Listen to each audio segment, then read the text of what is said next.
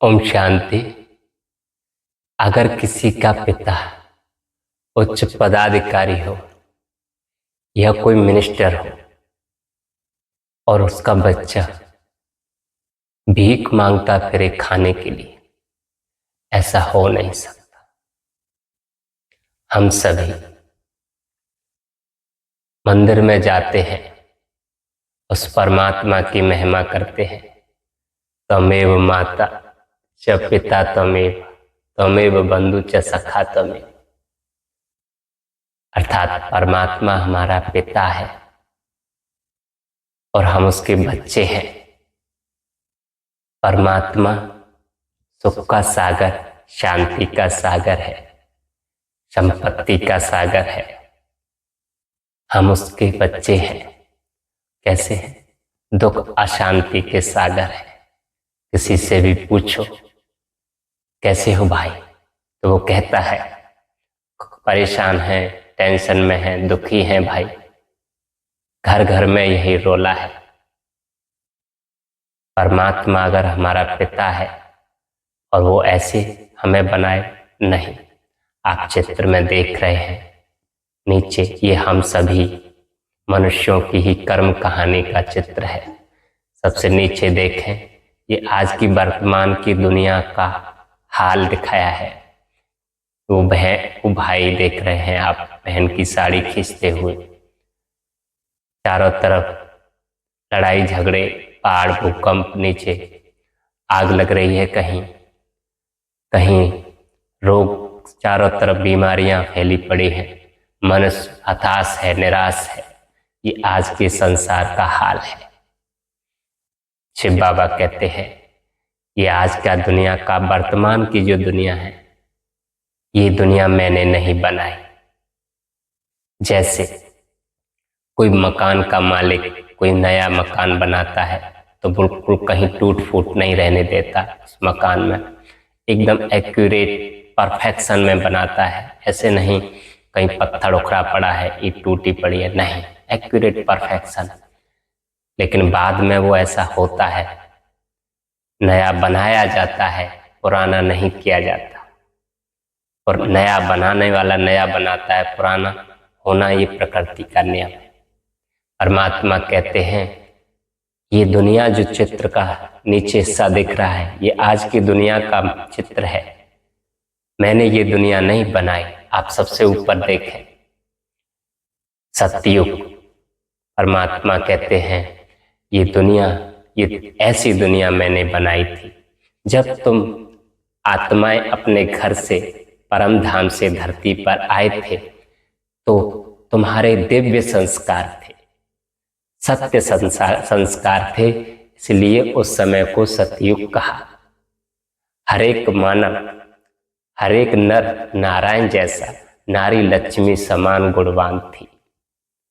हर बालक कृष्ण कन्हैया सा, हर बाला राधा सी थी। सोने हीरों के महल थे, चक्रवर्ती सम्राट लक्ष्मी नारायण थे। एक ही देश, एक ही भाषा, एक ही राज्य, एक ही मत, संपूर्ण निर्विकारी थे। 16 कला संपूर्ण थे। आप चित्र में देखें, पढ़ते जाएं, एक्यूरेट। इतना प्रेम था कि वहां शेर और गाय घाट पे पानी पीते थे। जानवरों में भी इतना प्रेम था।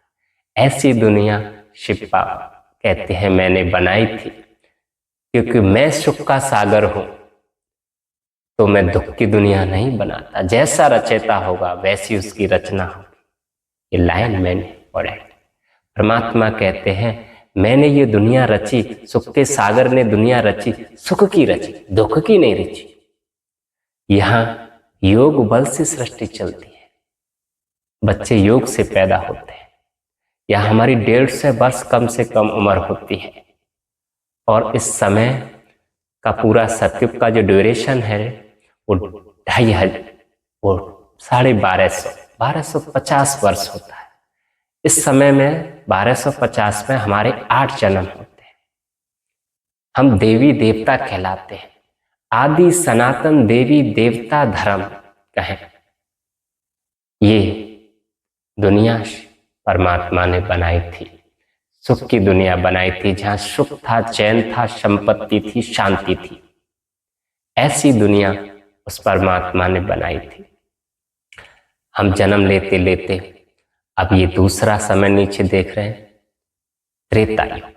सतयुग में हमारी 16 कलाएं थी, संपूर्ण निर्विकारी। त्रेता युग अर्थात थोड़ी सी त्रुटि आ गई, हमें 14 कला। यहां राम सीता का राज्य है। यहां पे भी एक धर्म, एक भाषा, एक राज्य, एक मत। सुखी था राजा, सुखी थी प्रजा।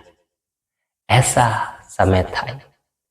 यहां हमारी उम्र लगभग 125 वर्ष की सी कम से कम रह जाती है, और 1250 वर्ष में हमारे 12 जन्म होते हैं। 8 और 12 20 जन्म होने के बाद 2500 वर्ष निकल जाती है। आत्मा बार बार शरीर छोड़ रही है, बार बार ले रही है, तो उसकी कलाएं घट रही हैं, तो आप उसके अंदर विकार आने लगते हैं। योग बल से संतति थी, धीमे धीमे योग विकार शुरू होने लगते हैं। काम, क्रोध, मोह, लोभ, अहंकार, ये 5 विकारों का प्रभाव होने लगता है। आत्म इस समय को कहा द्वापर युग। जनसंख्या बढ़ती गई। आप ऊपर देखेंगे सतयुग में 9 लाख जनसंख्या है। सिर्फ शुरू में, सतयुग की आदि में 9 लाख जनसंख्या। त्रेता तक बढ़ते बढ़ते त्रेता के एंड तक 33 करोड़ देवी देवता।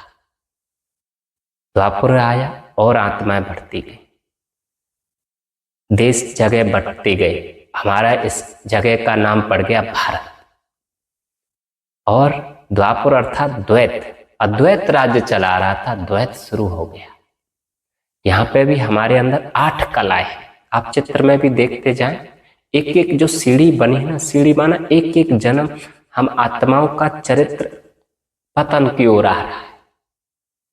द्वापर, यहाँ हम आत्माओं के अंदर विकार आए तो दुखी हुए तो कहते हैं ना, दुख में सिमरन सब करें, सुख में करे न कोई। जब हम सुखी थे, सतयुग त्रेता, उसे स्वर्ग कहें, वैकुंठ कहें, उस समय में हमने ईश्वर को याद नहीं किया, उसकी याद नहीं आई। द्वापर युग आया, दुख आया, तो हमने उसे ढूंढना शुरू किया। तो क्या उसे ढूंढ रहे हैं, तो परमात्मा ने किसी किसी विशेष साधक, उस प्रकाश के पुंज परमात्मा ने अपना दिव्य साक्षात्कार कराया।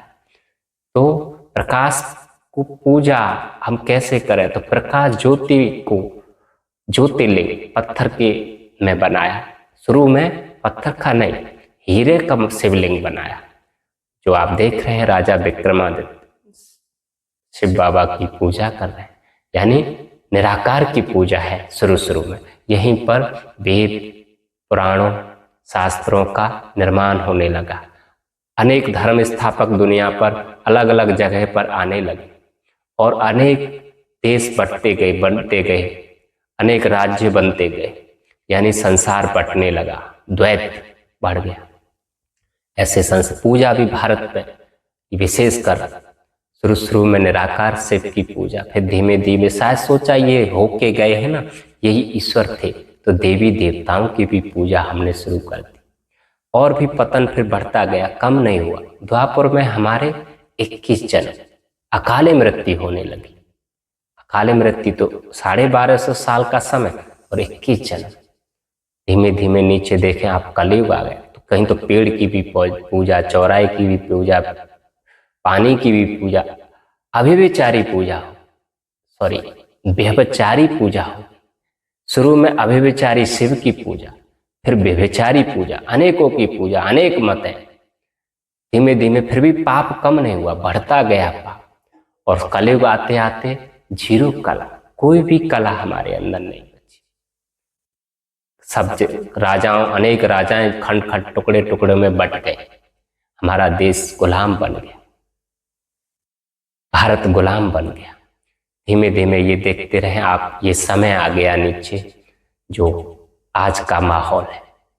संसार पूरा मनुष्यों से भर गया। अनेक बीमारियां, अशांति, लड़ाई झगड़े, मानव आपसे में लड़ रहा है, धर्म के नाम पे, जाति के नाम पे, देश के नाम पर। चारों तरफ लड़ाइयाँ, ये है कलयुग अर्थात कलह का समय। और कलयुग का भी अंत समय आ गया। जब ऐसा मानव हो जाता है तो परमात्मा सुख का सागर, शांति का सागर, पवित्रता का सागर अपने बच्चों की तरफ देखता है कि सारे बच्चे दुखी, चिल्ला रहे हैं, बुला रहे हैं, पुकार रहे हैं, तो धरती पर आता है। आप साइड में देख रहे हैं चित्र के, ये सफेद वस्त्रधारी जो बैठे हैं, वो परमात्मा धरती पे आकर जिस तन में प्रवेश करता है उनका नाम रखता है प्रजापिता ब्रह्मा। और उनके द्वारा नई सृष्टि का सृजन का कार्य शुरू कर देता है। और वो वर्तमान समय प्रजापिता ब्रह्मा कुमारी ईश्वरीय विश्वविद्यालय के नाम से चल रहा है। एक तरफ दुनिया विनाश की ओर जा रही है हर रोज, एक तरफ परमात्मा नई दुनिया की स्थापना का कार्य करा रहे हैं। क्योंकि नई दुनिया अर्थात नया चरित्र, दिव्य चरित्र। क्योंकि अब तक तो संसार का हर सतयुग से त्रेता द्वापर पतन की ओर आया है मानव चरित्र, दिव्य चरित्र से आसुरी चरित्रता की ओर बढ़ता आया है। परमात्मा कहते हैं अब कौन सा समय है? सत्य समय। तो संपूर्ण सत्य समय लाने के लिए सत्य, संपूर्ण सत्य दिव्य चरित्र मनुष्य आत्मा के अंदर वो ज्ञान और योग के माध्यम से, राजयोग की शिक्षा के माध्यम से भर रहे हैं। आप भी सीख सकते हैं इस राजयोग की शिक्षा। आप अपने नजदीकी ब्रह्मा कुमारी सेवा केंद्र पर जाकर इसकी विस्तृत जानकारी ले सकते हैं। फिर इसके बाद ये दुनिया परिवर्तन अभी होगी, फिर सतयुग आने ही वाला है। फिर से वो खुशियों का संसार, जहां हम सुखी था राजा, सुखी थी प्रजा, सुखी था सारा संसार। सारे जीव जंतु जानवर फिर से सुखी हो जाएंगे। क्योंकि परमात्मा कहते हैं मैं सुख का सागर हूँ, सुख की दुनिया रचता हूँ, शांति का सागर हूँ, शांति की दुनिया रचता हूँ, मैं दुख की दुनिया नहीं रचता। ये दुनिया तुमने बनाई है, मैंने तो वो दुनिया बनाई थी। आप इस बात को समझे होंगे। ओम शांति।